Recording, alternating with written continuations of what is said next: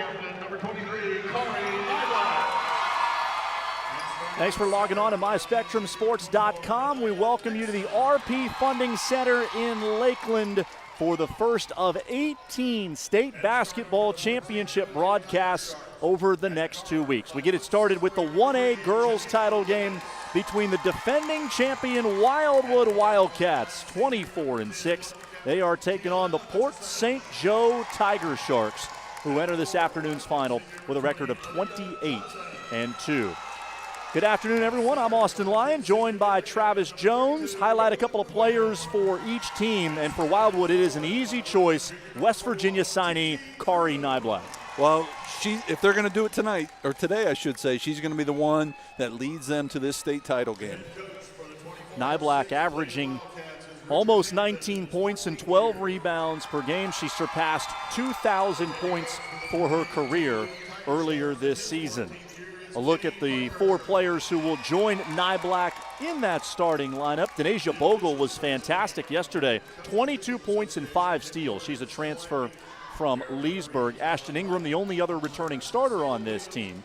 Renaya Dixon, 5'8" junior, will play both forward and center. Wildwood coached by Richard Hampton. Second stint as the principal of the school. 256 career wins, and trying to guide his program to back-to-back state titles. Unique situation there. The principal of the school bringing hopefully a back-to-back state title championship for his school. He gets to see he can make the banners as big as he wants. He's the principal. Haven't seen back-to-back titles in this classification since 2002-2003. Hasn't happened since the FHSAA instituted the rural class. There is Tiana Hutchinson, 5'9" senior. She is signed with Gulf Coast State College, one of the top JUCO programs in the country. Surpassed 2,500 career points earlier this year. And great size at 5'9", plays guard, plays inside as well. And again, last year's 1A Player of the Year. And again, she's the one that if the Tiger Sharks are going to do it, she's going to lead the way. Starting lineup for Port St. Joe includes a 7th grader, Jay Lennox. She had a career-high 24 points in the state semifinals. A couple of seniors up front with Brooklyn Quinn and Aaliyah Johnson. And T.T. Kroon, 6'1" junior in her first year at Port St. Joe after coming in from Apalachicola. This is the first ever championship game appearance for Port St. Joe. And their coach, Kenneth Parker, now at his 15th year, a native of Port St. Joe, played for the Tiger Sharks when he was in high school, has been part of a couple of state championships as a track coach, now gets a chance to try to deliver one for girls basketball to a community that, as you well know from coming here to a long time to the boys tournament, is really passionate about basketball. Well, it was a yearly tradition to see Port St. Joe, their boys team here. I think they had standing reservations at the local Holiday Inn every year. And one of the trademarks that you would see were the purple and gold Bumblebee socks, which are out for the girls for this championship game. And Port St. Joe comes out man-to-man. You'd like to see that in a championship game. Dig in originally, see what you can get done. Nyblack able to get into the paint and draw a foul. She was upset with her performance yesterday, said she felt like she let her teammates down. Was only 2 of 12 from the floor, had 13 points, but 20 rebounds and 8 blocks. That gives you a sense of the standard that she has for her own game. And you can tell right away from that first set that she is their first option against this man-to-man defense. And it looks like she can just put the ball down and get to the rim whenever she wants. Nyblack rated as the 11th best senior forward in the country. Athleticism, aggressiveness are great. One of the things that Richard Hampton raves about is her willingness to be coached. Does not mind taking criticism. Nice find there by Tiana Hutchinson as Brooklyn Quinn hits the short jumper. And you can tell right away Port St. Joe wants to run. That was a set, fast break off of a make. Bogle getting inside. She draws a foul. So back-to-back possessions result in Wildwood getting to the free throw line, and Bogle was getting to the rim at will yesterday. And this is your worry if your Port St. Joe is with not a lot of depth. And the first 2 possessions, you've already picked up 2 fouls. And that's the risk you're going to run if you do stick with man-to-man. Port St. Joe in the state semifinals a couple of years ago. Lost in Madison County 53-48. And Coach Parker yesterday talked about how they were just not as talented at a couple of key positions in their starting five. Now he felt like he was coming here with a roster that was fully loaded and capable of winning. Well, their starters are more than capable. It's when you get into that bench where Port St. Joe's going to have to worry. Hutchinson continues to find openings in that Wildwood zone. And a tight whistle early in this state championship game. Unlike the NBA playoffs where they kind of swallow the whistle at least early on, the referee setting a tone here that it's going to be a tight whistle. This is a Mid-Coast Officials Association crew from Brevard County. Calvin Wright, Sable Williams, and Megan Amer McCutney. And this is what you want when you get here to George Jenkins Arena, is to get a look at from the free throw line. Is to get a look because the backdrop is a little bit different. I know they played yesterday in the semifinals, but you want to get to that line early and get comfortable. Ashton Ingram stepping out. A three off the back rim.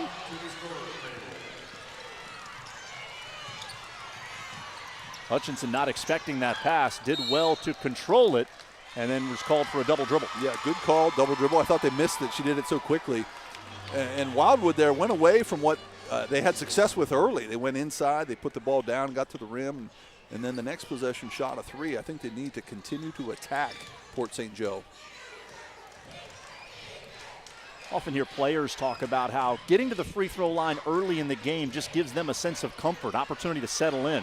It does, and if your shot is off, if you're missing jumpers, it's a way to settle yourself down as well.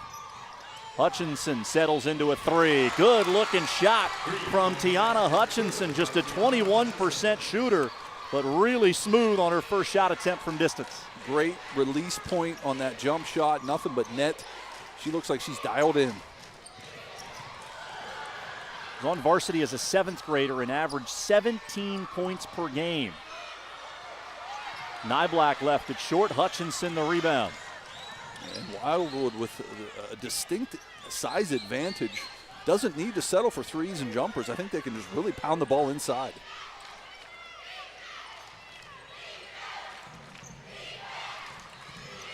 Hutchinson left open. Same result. Back-to-back threes for senior Tiana Hutchinson. Same spot, same shot, knocks it down, hasn't hit the rim yet. T.T. Kroom with the steal. Port St. Joe thus far showing much more patience on the offensive end. They sure are, and it's easier to against the zone. You can really be patient, really look for the best available shot. Quinn retreating from that free throw line area, finding Hutchinson. I would get Hutchinson back on that wing again where she's made the last two shots. 6-point lead for Port St. Joe. Back-to-back threes for Tiana Hutchinson. Two feature players in this game were one-on-one right there. The 7th grader Lennox unable to get it to go, but a rebound and stick back for T.T. Kroom. T.T. Kroom showing some aggressiveness at one end, gets the put back at the other end. I like the 7th grader though, mixing it up. That 7th grader Lennox had a personal 12-0 run in the first quarter of yesterday's semifinal. Players on the floor, we get a jump ball. Result was a career-high 24 points for Jay Lennox, and said she had absolutely no nerves about being such a youngster in this big arena. Some people are just wired differently than others. I know when I was in 7th grade, I used to get nervous when I was playing on my Nerf hoop in my living room. I can't imagine how nervous I would have been as a 7th grader playing for a state title.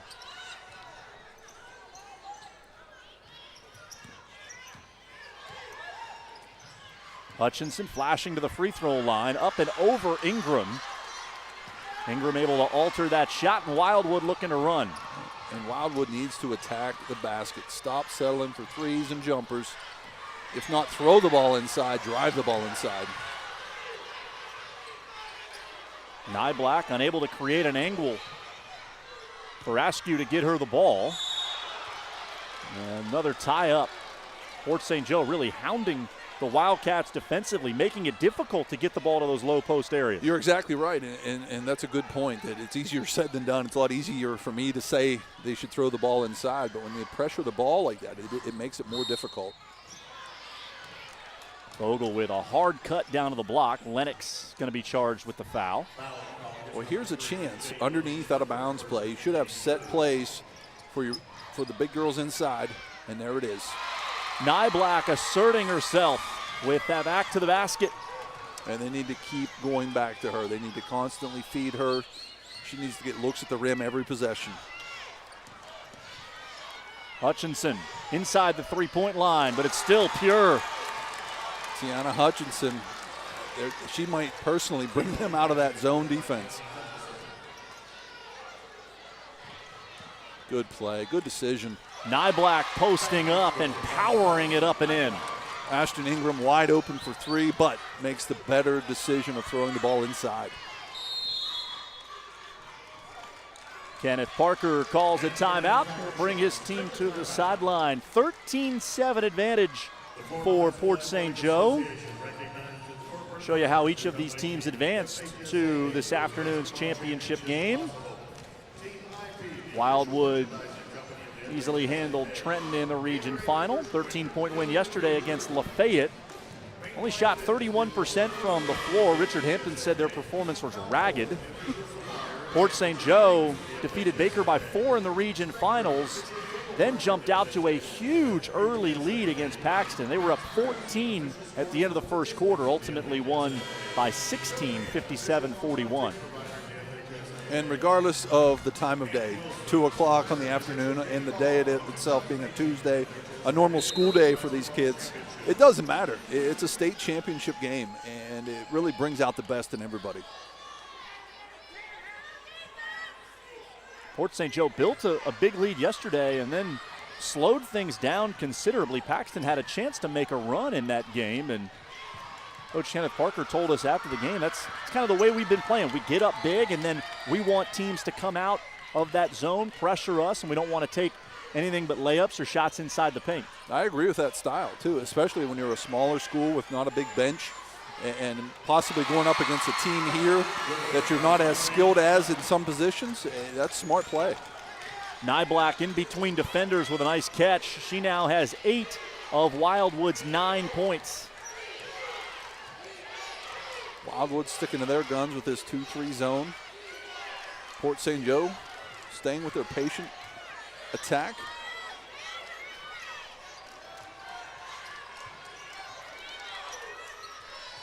And the Tiger Sharks very smart. You can tell they're looking for their main gun, Hutchinson. Quinn has been effective at that free throw line area. Kick out Hutchinson off the back rim and squeezed by Brenia Dixon. That's a smart basketball play. It's showing a lot of patience on offense and getting the ball to your best player. That's what we saw a lot yesterday from Bogle getting inside. Ingram missed the putback. And for the third time in this first quarter, we get a tie up. The arrow will give it to Port St. Joe. And here's where, if I was Wildwood, I would try to mix things up defensively so they don't get so comfortable. Maybe do a little run and jump here, attack a little bit defensively, but they seem pretty set in their ways with this 2-3.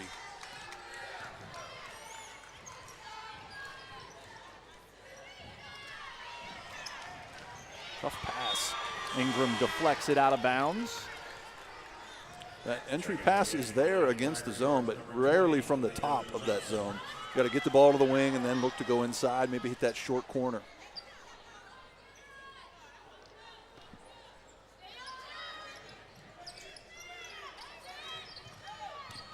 Hutchinson attacking inside. Banks it home and a chance for 3. Tiana Hutchinson.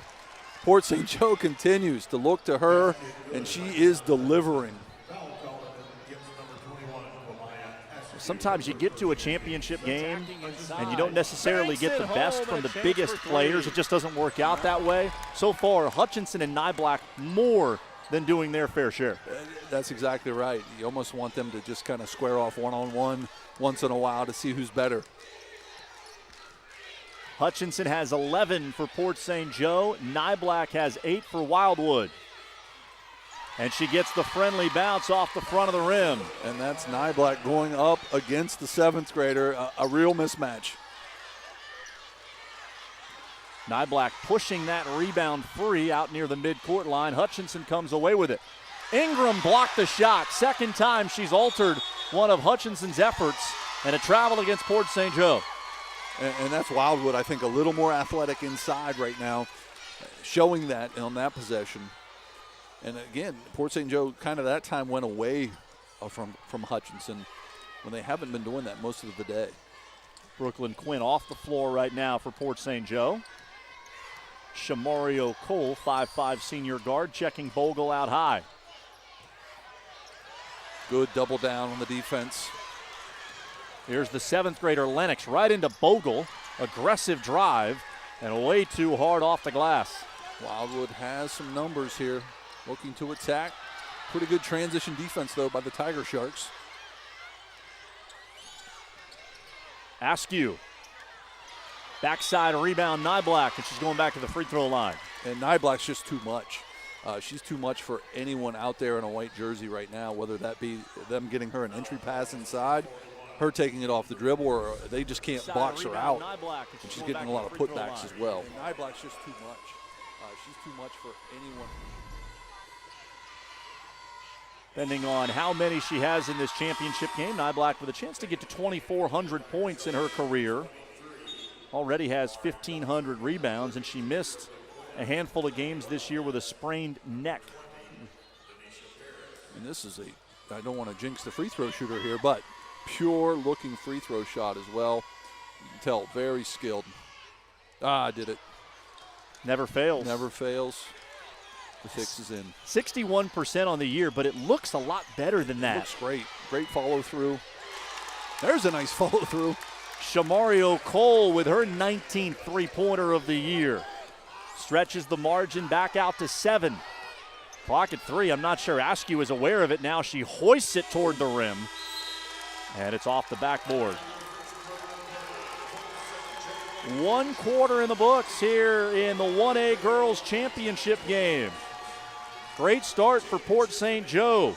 Kari Nyblack keeping Wildwood in it single-handedly. She has 11 of the 12 for the Wildcats. It's 19-12 Port St. Joe after 1 here in Lakeland.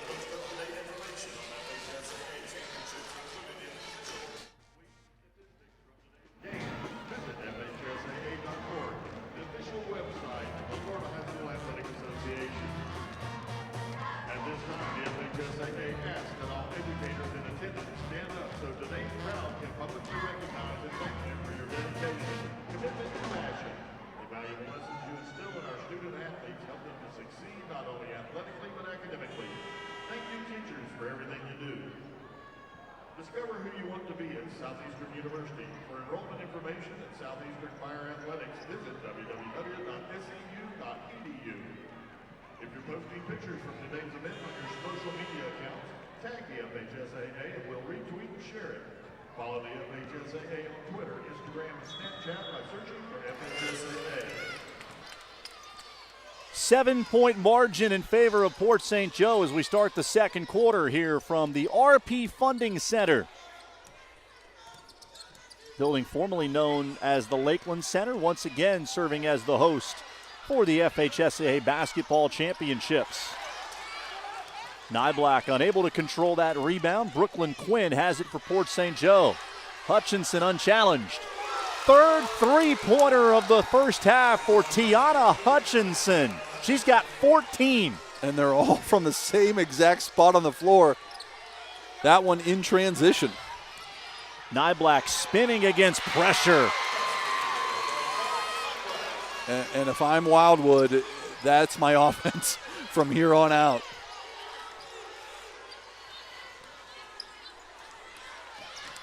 Hold up. Wait for Nyblack. Let her get involved in your offense. Wildwood moving too fast. Anisha Paris could not handle that pass.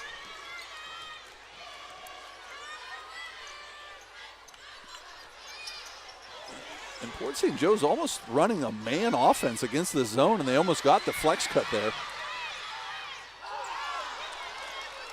Askew too hard off the backboard. Quinn has it for Port St. Joe.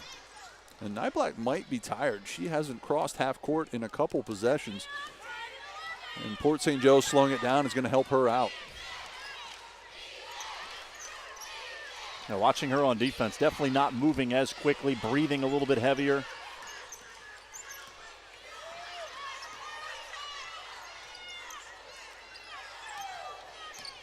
And with the lead, you can show all kinds of patience. Seventh grader, always a little bit anxious.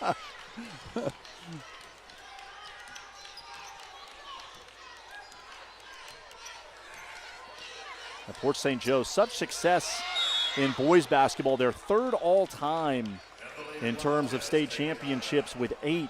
But this, the first ever appearance by the girls basketball team. Even though they've been in the playoffs a lot, this is the 43rd year the FHSAA has conducted a state championship in girls basketball. Port St. Joe's been in the playoffs 29 times. So always a part of the storyline, just not able to break through, get here to Lakeland and win it. Yeah, you'll see that sometimes with schools, that there's a tradition built with maybe the boys team like Port St. Joe, and that's something for the girls team to aspire to be like. And it's finally come there this year, and they want to bring home a state championship, like all those banners in the gym that they've already got for the boys team. We'll see that a little bit later today with Orlando Christian Prep, a boys program that for the last decade has been the best private school in the entire state of Florida. Girls program has been close. Now they are here and a chance to win a championship in 3A. It really, I know when I was at Edgewater, we really challenged each other as coaches, and there was some peer pressure to do well. When the football team was going to their state championships, there was pressure on the basketball team to do the same. Foul in the low post with Nyblack going up against Quinn.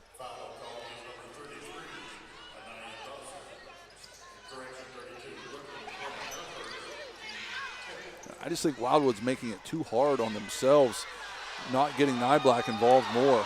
And that's great for her, though, to go in there. And if she's not going to be part of the offense, she can make herself part of the offense by crashing the board, getting putbacks. But she seems a little winded to me still, breathing pretty hard. This is a great opportunity to maybe, after this free throw, give her a break. Just not for long, though, just for about a minute.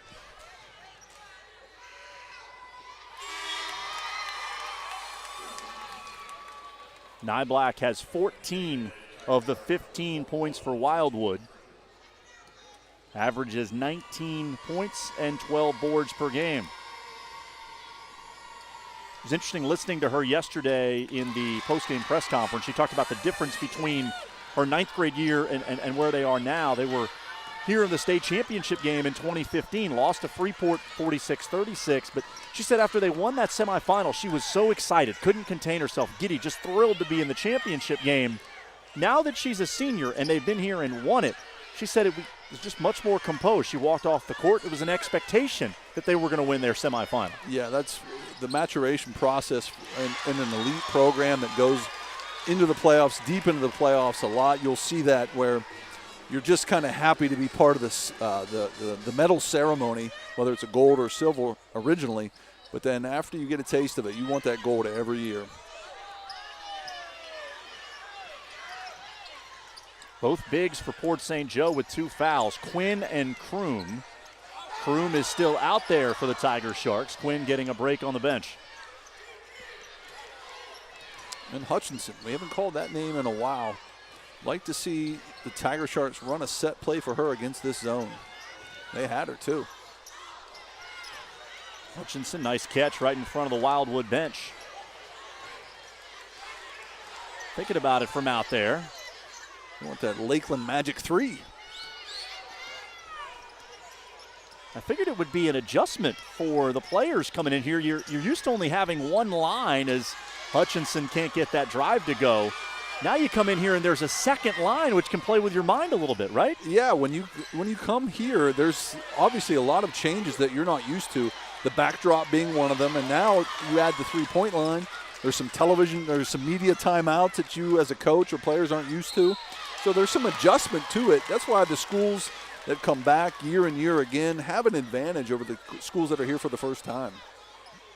But this new, this NBA three-point line. This is new to the state title game.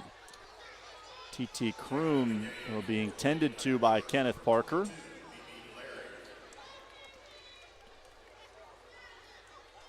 Coach Parker didn't appear to be incredibly sympathetic when he came out. Rub some dirt on it. Couple of free throws for Denasia Bogle, transfer from Leesburg. Arrived at Wildwood in the spring. And Richard Hampton talked about how pretty much from the moment she stepped on campus, she got along really well with the other girls. Her integration as part of this program was seamless. So important with girls basketball. It is, and it's, my brother has actually coached both boys and girls, and he said that he likes coaching girls better because they'll run through a wall for you, unlike sometimes with the boys team. But if those girls aren't getting along, it's a long season. Wildwood has trimmed the deficit to 4, 22-18, just past the midway point of the second quarter. Only 2 players have scored for the Wildcats, Nyblack and Bogle. And this is a mismatch. That's every time. Ingram taps it up, rebound pulled down by Cole. Hutchinson, nice crossover. And a good job by Bogle to get a hand up on that potential shot attempt by Hutchinson. And that's where being 5'2" it doesn't pay off for you very well as you're shooting threes and people are closing out hard on you. Ingram off the front rim. Strong rebound by Dixon. Bogle will let it fly. Another offensive rebound. Ingram taken to the ground. That'll be a held ball, and the arrow will give it to the Tiger Sharks. And what I've noticed, Wildwood is taller out there, but they really have to fight to get rebounds. Give credit to Port St. Joe. They're really scrappy around that basket when it comes to rebounds.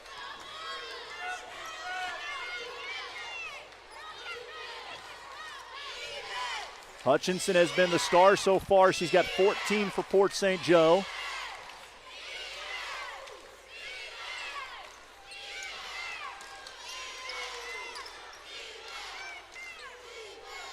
And Wildwood really isn't aggressive in this defense, but they're so long inside. Some girls from Port St. Joe have been open, but the length of Wildwood has kept the passing lanes from being open.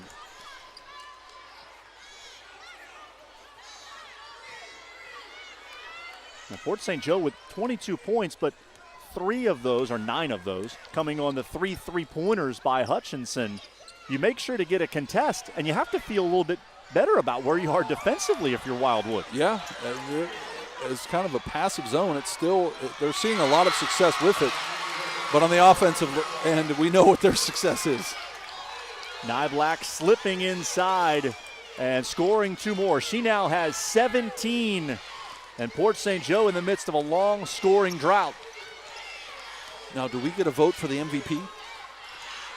Not sure they officially give an MVP, so it's basically whatever you and I decide. It's perfect. That's the way it should always be. Yeah, the Spectrum Sports MVP will be awarded by you and me. I don't know that we have much to give. I think we've got a bottle of water. We do. We do have a couple bottles of water we can spare. She's going to need it. She's putting in work here for Wildwood, but an early candidate for MVP.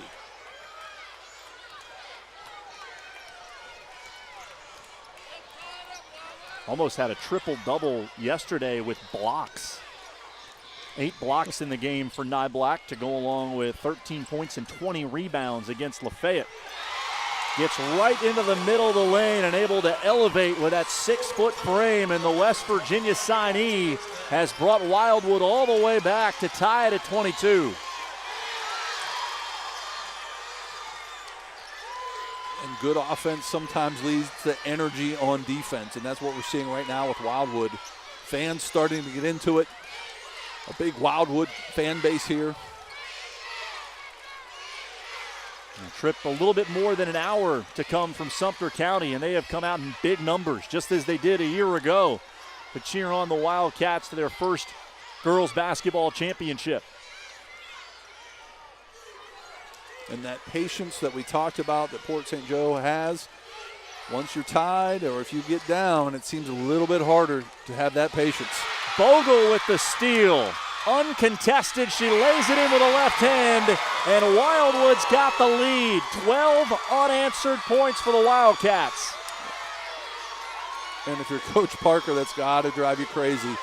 Going up against a very passive zone and turning the ball over. Not just turning it over, but giving up 2 in transition as a result. Very frustrating. Hutchinson in between defenders.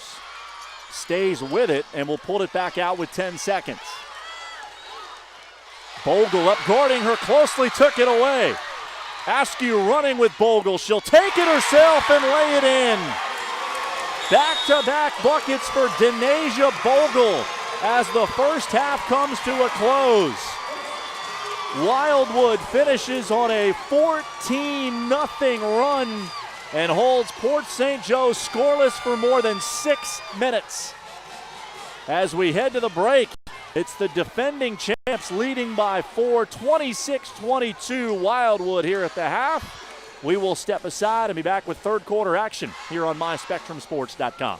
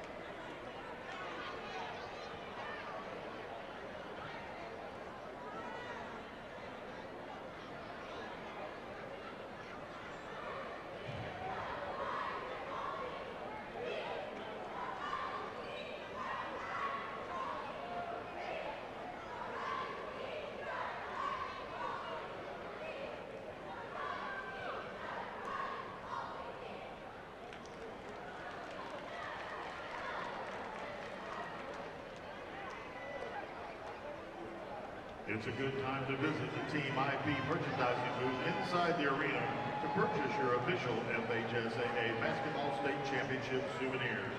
Team IP, the official merchandise company of the FHSAA. Florida Dairy Farmers is a proud supporter of student athletes and their families. Farmers know it takes hard work and long hours to excel in the classroom and on the court.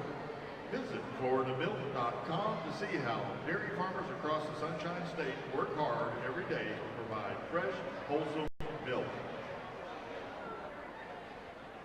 Thank you to the following Championship Committee goal supporters: Publix Chinese Chicken, Outback Steakhouse, Olive Garden, Chick-fil-A, Fred's Market Restaurant, Jimbo's Barbecue, Country Chicken and Fish, BD's Mongolian Grill, Domino's Pizza, Grillsmith, Bluebell Creameries, and the Village Inn. The FHSAA is on Facebook and Twitter.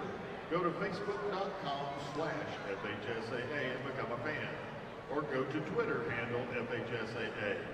On the site, you can keep up with teams and people who strive to make high school athletics in the state of Florida the best. That's facebook.com/FHSAA and @FHSAA on Twitter. Be a fan of it all.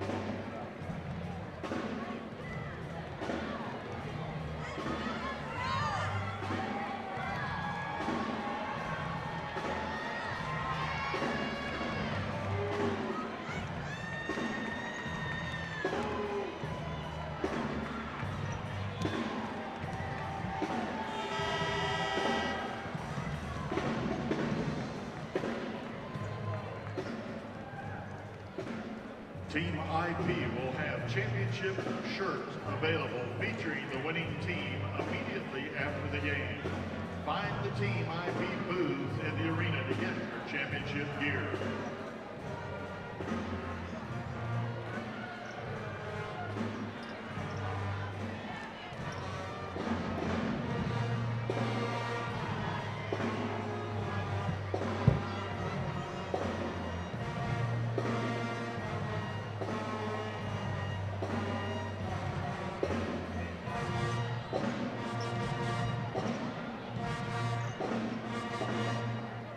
Special thanks to the following championship committee silver supporters: Mr. George Hudson and Hudson Pup, Kevin Michael Hudson, and Harold's Fertilizer. Halftime of the 1A Girls Championship game. Wildwood closing the half with a 14-0 run, leading Port St. Joe 26-22. First half stats. What jumps out to you, Travis? Well, I can appreciate Port St. Joe's patience on offense, but I think they might have lullabied themselves to sleep a little bit there on that 14-0 run. And free throws. There was only 2 fouls called on Wildwood that first half. Wildwood 8 of 10 from the line, taking advantage of their opportunities with Nyblack and Bogle. The 2 stars have been outstanding for each side. 19 points and 4 rebounds for Kari Nyblack. 23 for Wildwood. And for Port St. Joe, Tiana Hutchinson had 14, including 3 of 5 from beyond the 3-point line. And sometimes as coaches, especially as young players, we go away from what's working sometimes, where if that hand off to the fullback gets you 4 yards every time, keep using it. Sometimes we go away from our star players because that's just human nature. But I think with Wildwood, they're going to continue to go inside to Nyblack, let her create her own shot where necessary. And if they happen to shoot and miss, she's there for the putback. 2 bodies around Nyblack on that possession. Ashton Ingram with the rebound. Her shot attempt was blocked.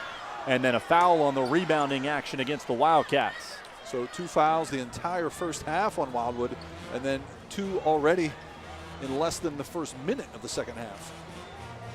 foul calling is number 23, Kari Nyblock. Her first Foul on personal Nyblock second. is her first. No more than one on any Wildwood player, which is what you'd expect given the low number of fouls committed. Fort St. Joe continues to run really good sets against the zone. They're getting wide open looks. But if it's not Hutchinson, they're really not falling. Ingram with a hand up to contest. Lennox flashing in from the weak side. I beg your pardon, it's Brooklyn Quinn with the short jumper. Brooklyn Quinn flashing to the ball. Great assist there for Hutchinson. And that's one of the great things about LeBron James is he's really inspired young people to pass the basketball, share the basketball. Ingram saves it on the baseline to Askew.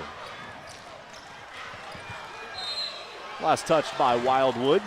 Not only did Nyblock score 19 points in that first half, but she also drew fouls. 3 of them on TT Kroom, 6'1" junior, 2 on Quinn, the 5'11" senior. So those 2 interior presences for Port St. Joe now have to worry about foul trouble in the second half. And that's what a great player does. That's what a Division I player does, especially here in a 1A state title game. She's going to make her presence felt offensively, and then she's going to almost single-handedly foul people out of the game. Second foul on Kwamaya Askew will put Quinn at the line. Quinn is certainly a player who has the ability to contribute offensively, averaging nearly 10 points per game. 13 times this year she scored in double figures. And even though Hutchinson is unquestionably the best player, the most talented player, Quinn is probably the player on this roster that elicits the most respect. She is the homecoming queen, really popular on campus, and she has been a guiding presence for all the youngsters on this roster. Middle schoolers like 7th grader Jade Lennox. Wild scramble. Hutchinson ends up with it and has the shot blocked by Nyblock. There's that one-on-one matchup I asked for earlier in the game. We finally got it, and I think Nyblock answered the question, who's better? Nyblock got a piece of the inbound pass and then was able to control it. And I said it before, this Port St. Joe team is so scrappy. There's no easy 50-50 ball for the Wildwood Wildcats. A late whistle from the near side. Hutchinson showing her frustration with that call, but it looked like the right one against the 7th grader Lennox. And great restraint by the official. The official, I think, was about to tee up Hutchinson because she did kind of show him up a little bit, but great restraint in a state championship game. Lennox limping toward the Port St. Joe bench. She is in a lot of pain. I certainly hope she's able to come back. Second leading scorer and coming off a career high 24 in the semifinals yesterday.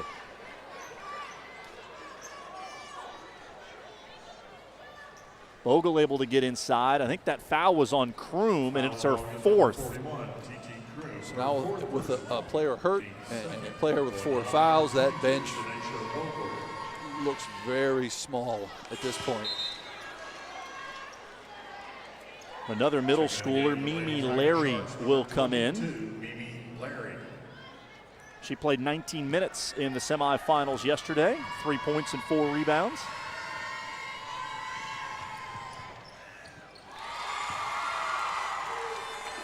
Bogle has given Wildwood some good minutes, especially that flurry to end the first half, and now a couple free throws here in the third quarter, and she's been a pest on defense. Quick hands, but she gave it right back. And Mimi Larry traveled. After Bogle stole the ball, she then lost possession, but Wildwood will end up with it after the travel. We've talked so much about Kari Nyblock, rightfully so, but Denasia Bogle is really stepping up and saying she's no slouch either. Played all 32 minutes yesterday. Nyblock one-on-one. Great bounce pass to Askew, who hits the short jumper from the baseline. Great block-to-block interior passing by Wildwood. Really showing more that they're more than just a one-hit wonder here. Askew just an 8th grader. Richard Hampton was really pleased with her contributions yesterday. Hutchinson Gets free with a screen, can't hit a shot from the right wing. She likes that right wing on the other side of the floor. She didn't want to see halftime come to switch hoops. Bogle working on the 8th grader. Larry got a step. Oh, they're going to count that. I don't think they can count that. Officials are looking at each other. They are going to count the basket. Basket good by the name of Bogle. Foul called against Well, number 11, Shamario Cole. It is the state championship game. Checking in again for the Lady We want some excitement in this game. A nice and one for Wildwood. Sharks take a timeout. Advantage goes to 7 for the Wildcats as Port St. Joe burns a timeout. Wildwood trying to become the first team since the rural division was created in 2012 to win back-to-back state championships. There's been a lot of parity in this classification, which is what the FHSA expected when they created it in 2012, giving schools from rural population centers the opportunity to come here and compete against other rural schools rather than having to go up against small private school powers. Right. The tournament is a little bit smaller than the big schools, and because there's just not a lot of these rural schools that you're talking about. But yeah, it's a great opportunity for these schools to come here, get recognized, take home some hardware. So it's really nice to see, and there's nothing like a back-to-back championship. It's really something special. I asked Coach Hampton yesterday if at any time during the year, even in the preseason, there was some complacency with Wildwood having won a title last year. He said he addressed it at the start of the year, but even at that point, he never felt like there was any letdown from the players after last year's championship. This was a new group, especially with Bogle, that wanted to accomplish something special. Yeah, and I think the X factor, of course, is Nyblack, who, as the senior leader now, probably wouldn't put up with anything less. Hutchinson strips it away from the 8th grader Askew and leads the break. Crossing over on Nyblack, and she draws a foul. Good job by Hutchinson there, getting to the basket, not being intimidated by Nyblack. Second foul on Nyblack, who has 19 points. Hutchinson with 14, but she has been fairly quiet since the early going. Yeah, she really liked that other side of the building. But back on track from that free throw line like we talked about earlier. It's a good way to get back on track if you're a little bit cold coming out of that halftime.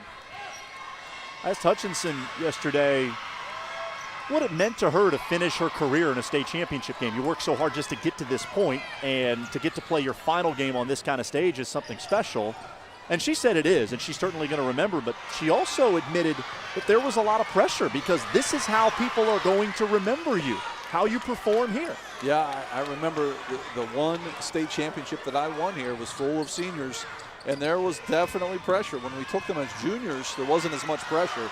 But that senior year, it was state title or bust.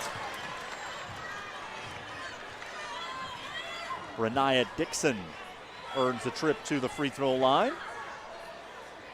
Foul called against number 32, Brooklyn. Fouls on Quinn. It's her third. Fourth, going to line number 24, Renaya 3 on Dixon. Quinn, 4 on Kroom.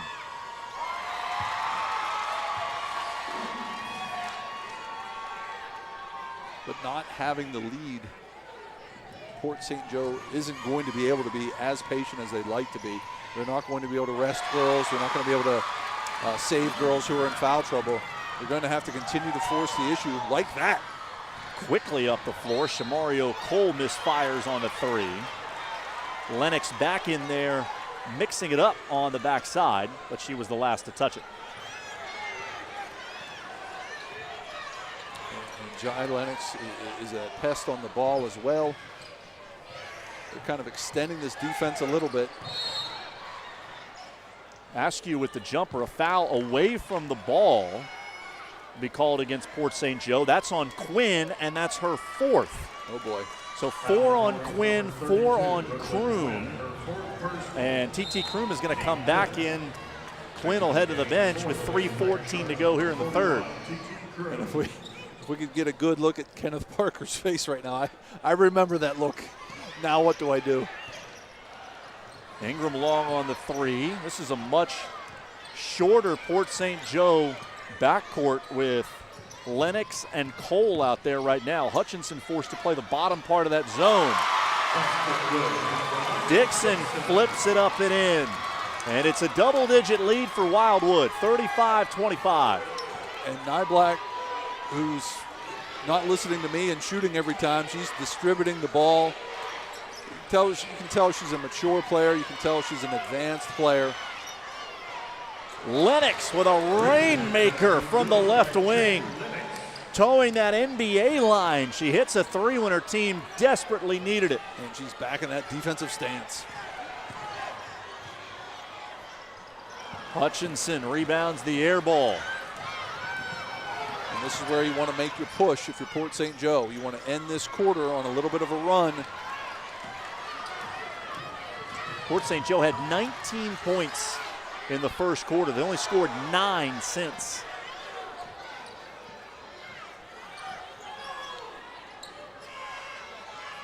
Nyblack underneath the Ingram, absorbed the bump from Kroom and banked it in.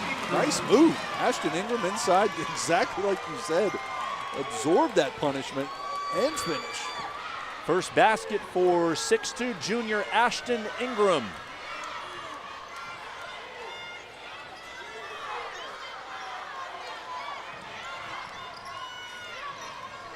And if you're Wildwood, you're happy with this. You're fine resting your players defensively, standing around in a zone and really not having to work too hard defensively and not even having to force a turnover. Hutchinson delivering a message to Shamorio Cole as Port St. Joe heads back to the defensive end of the floor. 9-point game. Nyblack. That's going to be a foul on Kroom, and she is going to foul out of the game. She knows it. She's heading to the bench. Foul call against number 41, T.T. Kroom, her 5th personal. Only a junior, which is the good news, but still, the hopes of a state championship slipping away, and there's nothing she can do about it now. Checking in the game for Lady Tiger Sharks, number 22, Mimi Larry. Going to the line, number 23, Ari Nyblack. Can't imagine the pain of that feeling. You foul out with this amount of time left in the game, knowing that you have no impact on the final 9 minutes of your state championship game. Yeah, this is where you start debating on whether you want to be a coach one day or not. Is you're going to have a good look at this game, and you're right. You're a real young assistant coach at this point. Nyblack buries both free throws. 11-point lead for Wildwood, 39-28. Nyblack up to 21 points. Hutchinson wheeling inside, gets hit on the arm. Could be Nyblack's third if the call's on her. And it's not. Foul call against number 24, Dixon for the foul. Second personal. Team 5th. Going to line number 10, Tiana Hutchinson. The thing about games at this level, every game we'll see today, 1A, 2A, 3A, because teams don't have a lot of depth, if someone has to leave the floor for a couple minutes or one of the key players for either side fouls out, especially a ball handler, the dynamic of the game can change in a hurry. It really can. That's why I was so surprised Port St. Joe came out in man-to-man, and they've been in man. They go to a press now, but with such a small bench, man-to-man isn't always the best option, but I appreciate that. When I coached, I always wanted to play man. Ogle, awkward left-handed shot, rebounded by Larry. Hutchinson the push, and the kick to Cole, big shot. Off the back rim, Ingram has it for Wildwood. And here's where you need to hold for one if you're the Wildcats. You want to take a shot with about 7 seconds left, enough time for a putback. Lennox thought she had a steal. Instead, it will be the 7th team foul against Port St. Joe. So Wildwood in the bonus for the final 8.5 minutes. And if you're the Tiger Sharks now, you want to obviously rebound and miss, but make or miss. You want to run that set fast break you've been running earlier. Look to get a good shot. Hopefully it goes in, get that press on, and maybe get another steal. Nyblack boards the miss. Or that could happen. 23 for Kari Nyblack. Even missed free throws are a chance for her to score. Lennox on the wing, hoisting a three. It's short. Ends up with the rebound. Nyblack blocked the second attempt. That's not nice. Come on. That's the senior picking on the 7th grader. A slight size discrepancy between those two. Might as well give her a noogie. Hutchinson with the clock down to 4. Quinn got inside, shot off the mark. We head to the fourth quarter with Wildwood churning toward a second consecutive title. They've limited Port St. Joe to just 11 points in the second and third quarters. They lead by 11 going to the final 8 minutes here on MySpectrumSports.com. There's a need for officials at all levels and all sports. You can help fill those needs. We invite you to join the thousands of men and women in the FHSAA Contest Officials Program who play vital roles in the integrity of interscholastic competition. If you're interested, contact the Florida High School Athletic Association office in Gainesville or visit the officials website at officials.org.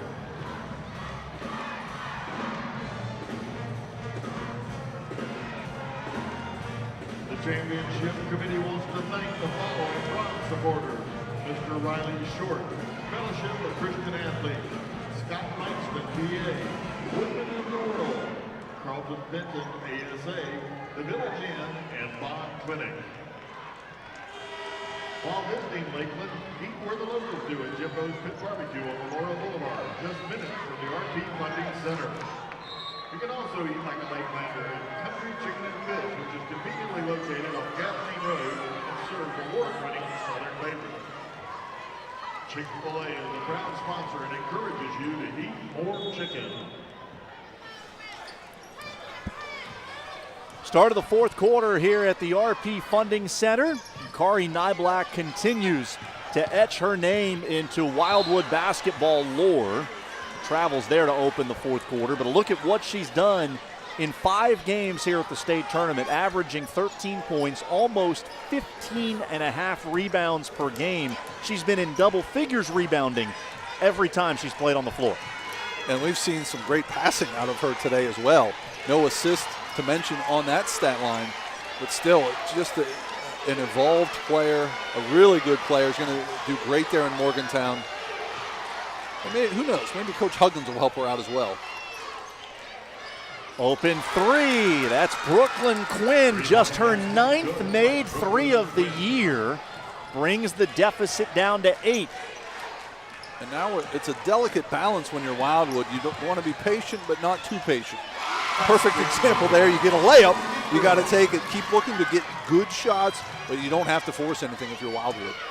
There is the first assist, official assist for Kari Nyblack. She found Ashton Ingram.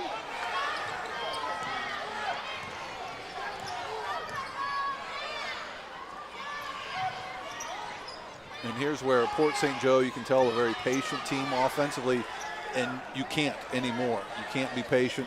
You've got to force the issue on both ends of the floor. Ingram steps out, off the back rim with the 3. Hutchinson. Officials coming together. Looked like maybe one was going to call a foul, the other was just going to give possession to Port St. Joe. I like the call. Very good. Yeah, you're right, Austin. They would have, I think a foul could have been called and it would have been Port St. Joe's ball. Anyway, let's just give them the ball. Very nice.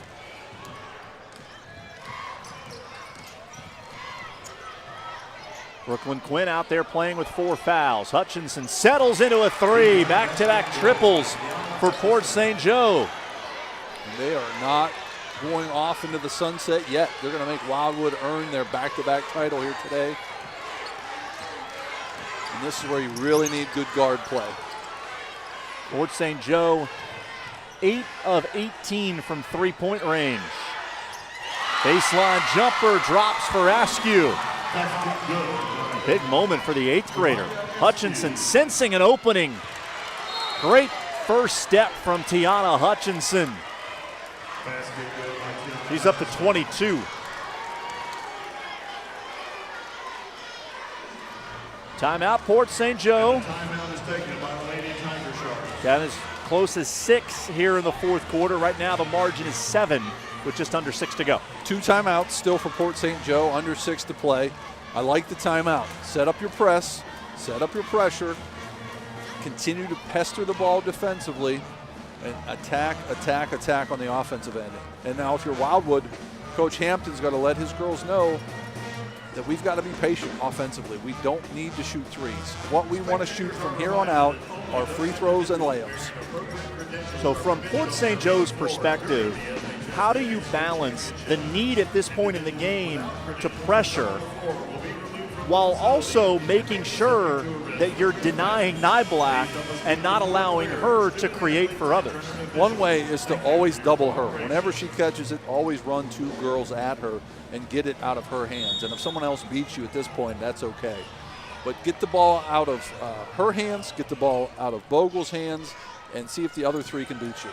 Wildwood has brought in another ball handler, Rakaya Blackwell, seeing her first action of the state tournament, number 4 for the Wildcats. Bogle shut off 3 defenders around her. Does a good job to get it to Askew. That's a good job by Port St. Joe's. Good job of doubling the ball. And when you've got 2 on the ball, the other 3 defenders have got to play center field. Got to be halfway between the ball and your person.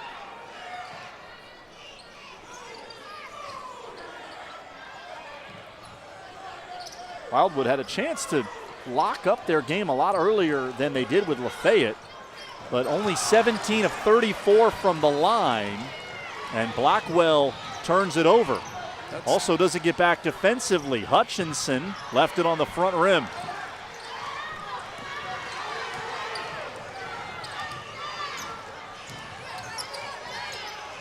And this is all Wildwood needs to do. Really, all they need to do is get the ball inside or just play keep away. And these are the shots you want. Free throws and layups from here on out. Nyblack back to the free throw line. Leah Johnson charged with the foul. That's her second.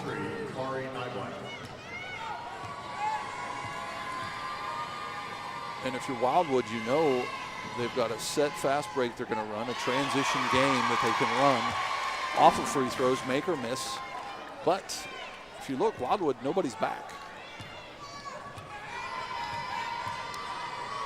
Still nobody's back for Wildwood. That's why they're calling timeout. And the Lady Wildcats take a timeout. Nyblack hits both. She's up to 25 points. The runner-up game championship team. Following the conclusion of today's game, we encourage you to stick around and join us as we recognize. Richard Hampton will bring his team to the sideline. What kind of message are you trying to deliver about playing with a 9-point lead? I like the timeout. And now you're all talking defense. You're really talking defense in this huddle.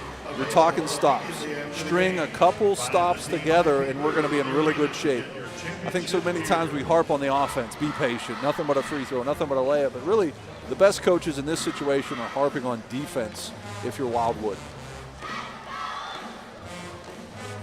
Richard Hampton, principal at Wildwood, in his second stint in that role. A couple of years ago, the superintendent asked him to reassume those responsibilities. Hampton was in a position to dictate terms. He asked if he could continue coaching basketball. The superintendent obliged to that. And he's got 1 more year after this season until he retires. I wonder what that interview process was like as principal, hiring a head coach.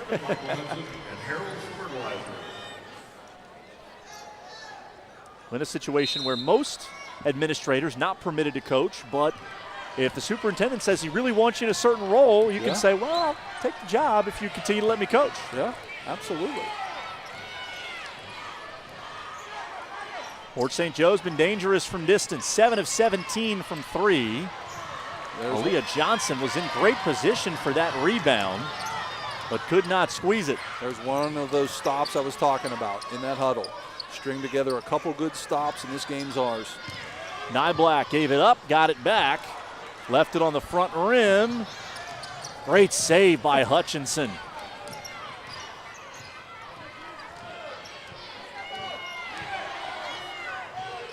at the free throw line. Hutchinson fouled by Nyblack. And this is where you get nervous if you're Wildwood, if you're Coach Hampton, because the clock is stopped. You've got a really good free throw shooter at the line. Here's a chance for Port St. Joe to not only dig into this lead a little bit by making a couple free throws, but it's much easier to set up your press off of a free throw. And the stops are important for an obvious reason. You have the lead, you don't want to allow them to score. But if you're Port St. Joe, you get free throws, you get a basket, your energy level goes up just a little bit, and you might be sharper with your press. Absolutely, but what hurts there is missing the second one. For some reason, it's so much harder to set up the press off of a miss. It can be done, but when you miss the second free throw, it's really hard to set up that press. Bogle against a double team. This is really all Wildwood needs to do is play keep away. Askew, the 8th grader, some strong pivoting. Blackwell has it. Out of bounds to Port St. Joe. Ingram going to come back in for Blackwell, who now twice has turned it over. That's a tough spot to be on the bench the entire game, and you come in really at the heat of the moment, 4 minutes left. 8-point lead. Port St. Joe's been as close as 6. Quinn, nice find. Aaliyah Johnson, oh, she lost the handle going up. That ball off the side of the backboard. And I would keep Nyblack up. I wouldn't have put her on the block now. I would keep her on the perimeter as a ball handler to see over these traps. Lennox, the 7th grader, going in on Bogle, rejected.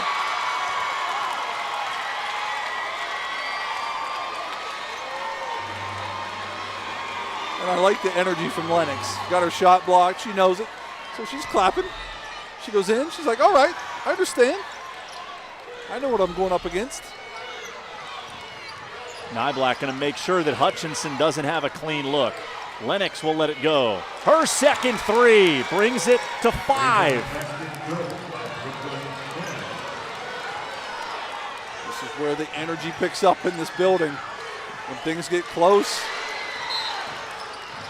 Quinn has 11, a steal on the near sideline, and then a whistle against Wildwood, a foul against Ingram. And it's a 1-and-1. So again, great opportunity for Port St. Joe. It's real important to make this second one, though. It looks like they're not going to press off of a miss. So the second one's most important here.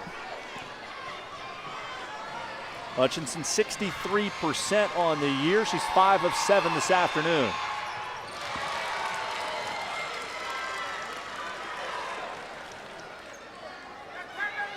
Chance to make it a 1-possession game.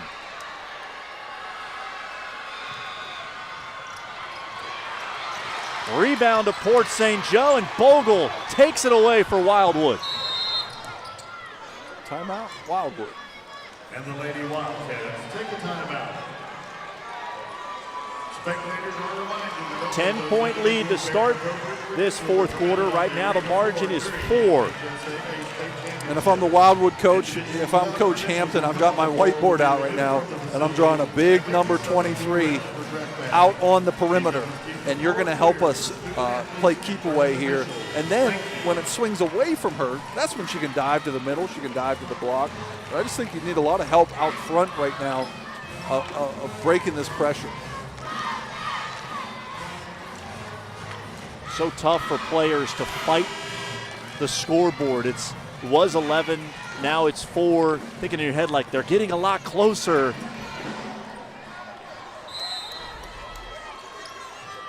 It's tough, and in this environment, it's a lot harder. Because everything's heightened at this point. Nyblack, spin move. Now block, and that'll count. Great move by Nyblack.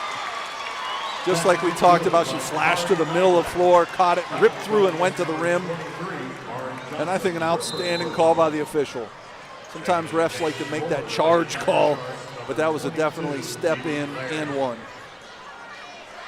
That foul was on Brooklyn Quinn. It is her 5th. So she becomes the 2nd player to foul out for Port St. Joe.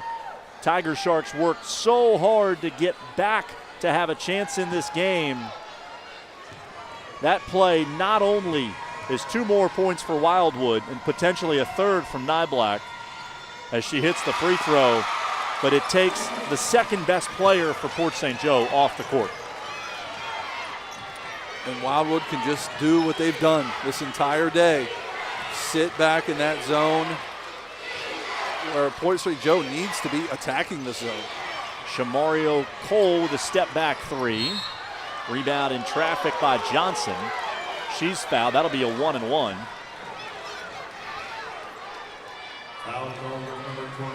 Third foul on Dixon. These will be just the 7th free throw attempt of the year for Aaliyah Johnson. 2 for 6. Hutchinson comes out of there with it. Nyblack pulls her hand away, doesn't want to commit the foul. 5-point game. We're under 2 minutes to go. And the pressure is there for Port St. Joe, but it's out of balance. They're normally triple teaming people. Tie up between Lennox and Nyblack, and the arrow is going to give it to Port St. Joe. So here we go. This is where the Tiger Sharks really need to run a set play for Hutchinson. Or maybe she's just going to create, always tougher against the zone. I would swing the ball away from Hutchinson and let her flash to it. Maybe that's what they're going to draw up. Tiana Hutchinson told us yesterday that there's pressure in this game. This is how people are going to remember you. She's in double figures for the 15th straight game this year. 26 points for the 5'9" senior. Is there some more magic for the Tiger Sharks? And win or lose, people are going to remember her as a winner. This last game of her career won't define her, and she's going to go off and be a great college player as well. But she's really shown some moxie here, really kept them in the game, especially now with 2 of their better players fouled out of the game. Hutchinson headed to Gulf Coast State College in Panama City. That program has won back-to-back JUCO titles. As good as it gets at that level. And her counterpart for Wildwood, Kari Nyblack, a double-double, 28 points, 10 rebounds, 10 of 11 at the free throw line. The only time she missed? When you jinxed her.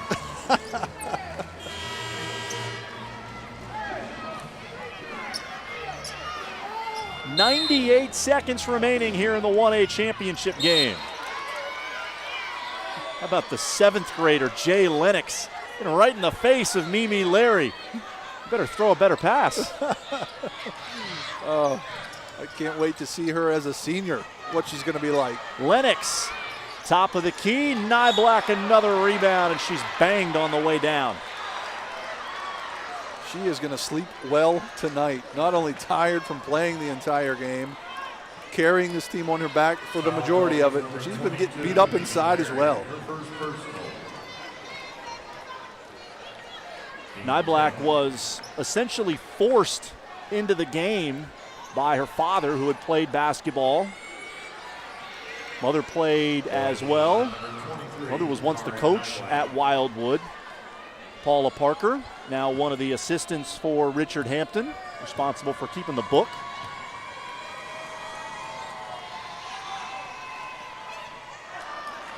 Now I don't feel so bad. She missed another free throw without my help.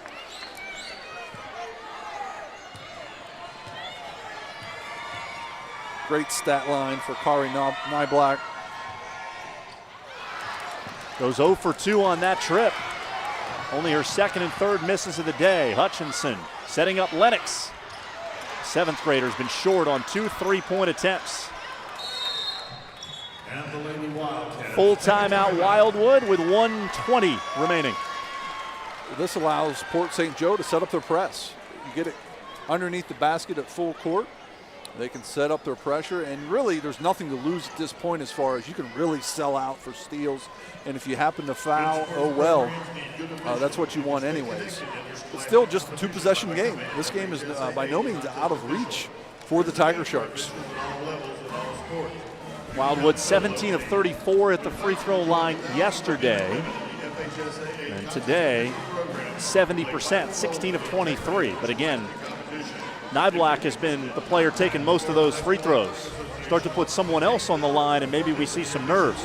And that's what you might want to think about if your Wildwood is getting the ball in her hands, even in the full court setting, because if they are going to foul intentionally, you want her at the line.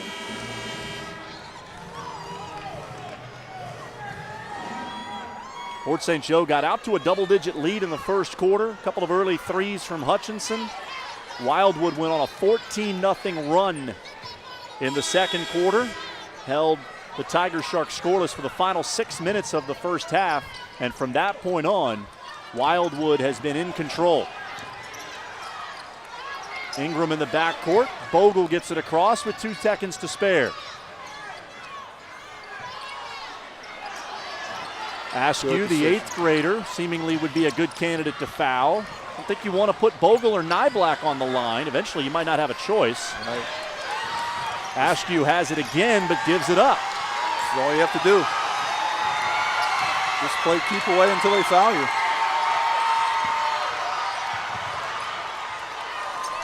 Pass out high, gets to Bogle. Lennox looking for instructions. Clock down under 40 seconds to go. Finally, a foul is committed. More than 40 seconds run off the clock on that possession by Wildwood that will end with Brenaya Dixon shooting 2.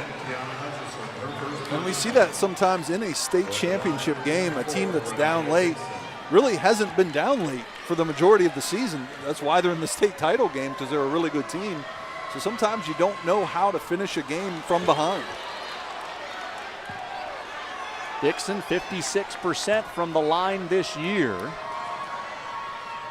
Short with both. Wildwood has missed 4 in a row. Port St. Joe down to 33 seconds. Hutchinson deep 3. Nowhere close. But given how Wildwood has shot free throws, you're certainly not out of it yet. You just got to foul sooner than 40 seconds. Bogle is grabbed immediately by Mimi Larry. Bogle is 55% for the year.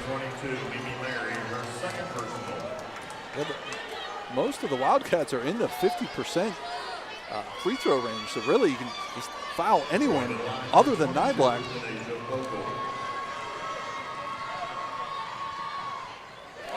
Bogle gets the friendly bounce. Still just a 2-possession game. This is a big free throw here, makes it a 3-possession. 2 big free throws from the Leesburg transfer.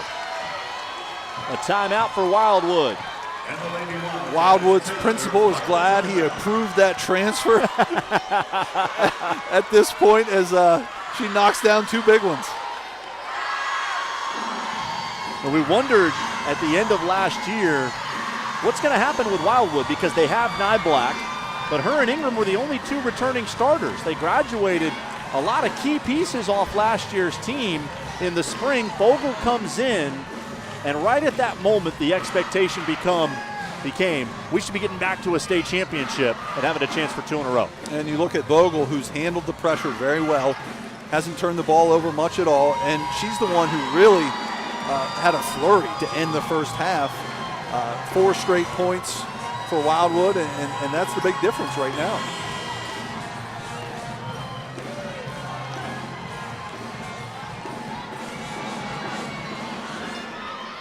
Nyblack and Bogle have scored 40 of the 52 for Wildwood. Pass behind Hutchinson, did well to save it. Goes all the way to the rim, too hard on that shot attempt. Nyblack pulls it down, Askew fouled with 19.6 seconds remaining. Still, though, it's a case of you've got free throw shooters that aren't great, to say the least, from the line, so there's still a chance. It's a long shot at this point for Port St. Joe. but you've got to keep plugging along. You still have a timeout.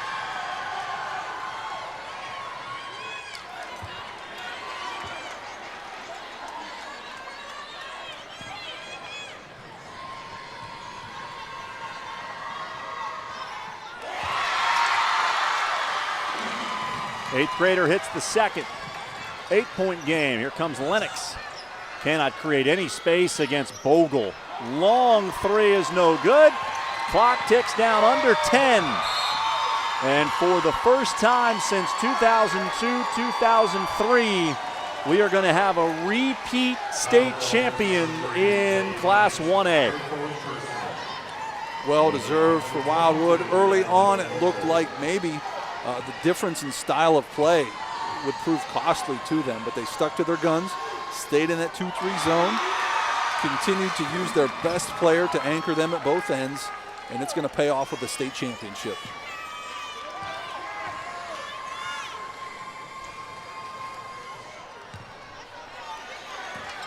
Hutchinson will push for the final 5 seconds. Shot away, it will not impact the final outcome. Wildwood, back-to-back state championships.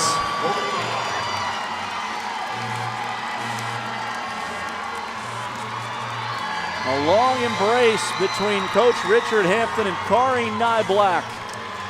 They combined over the course of 2 years to deliver the first 2 championships for this Wildwood girls basketball program. Congratulations to Wildwood, but give all kinds of credit to Port St. Joe, who are undersized, overmatched, had 2 of their best players foul out pretty early, but still stayed in this game to the very end. Trophies will be presented to the runner-up and champions momentarily.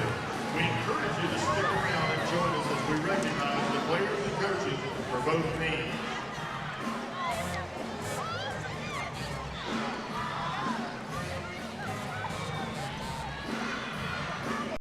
Now come the moment for both programs that are at total opposite ends of the spectrum. Both teams stay out here for the award ceremony following the conclusion of a state championship game. And for the winning team, there's no place you'd rather be.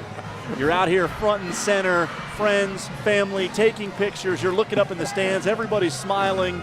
The players from Port St. Joe, who actually started to walk off the court when the game was over, this is the last place they want to be. I've been on both of these benches, and it's similar. It's like torture if you're the losing team right now, having to stay out here and watch this. As a coach, it's really hard to control the emotion of 16-year-olds, 15-year-olds at this point. I mean, it's a humbling experience, and I'm all for sportsmanship. But I just think this entire ceremony would be better if it were just the gold medals given out at this point. We'll take our silver medals in the locker room. Kari Nyblack, emotional as she soaks in the moment. What a finish to her incredible career. 28 points, 12 rebounds. She had 5 assists in the second half. And she is the primary reason that Wildwood is celebrating a second consecutive title. And it's so great to see young people show emotion. Sometimes we just assume that younger people these days are almost numb to a lot of things, but to see emotion both from the winning side and the losing side, it's really special to see out of young people.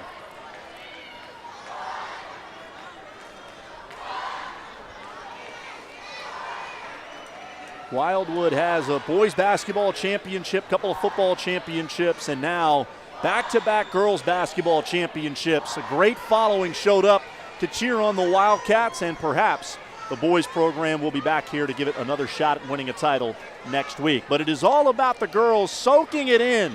A second consecutive championship for the Wildwood Wildcats.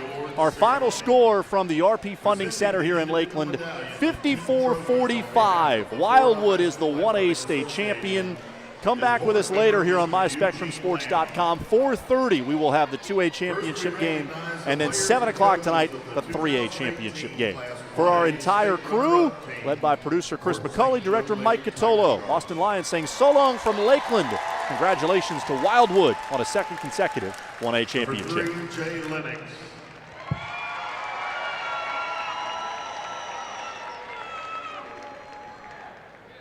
Number 10, Tiana Hutchison.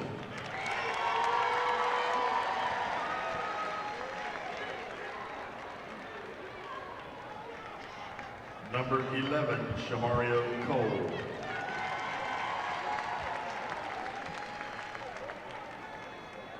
Number 12, Shadavia Hutchins.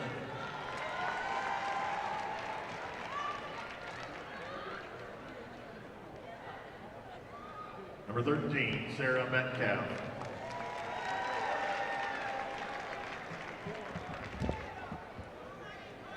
Number 20, Aaliyah Johnson.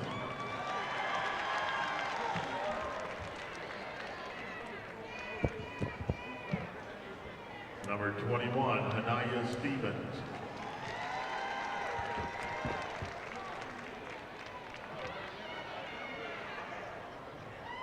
Number 22, Mimi Larry.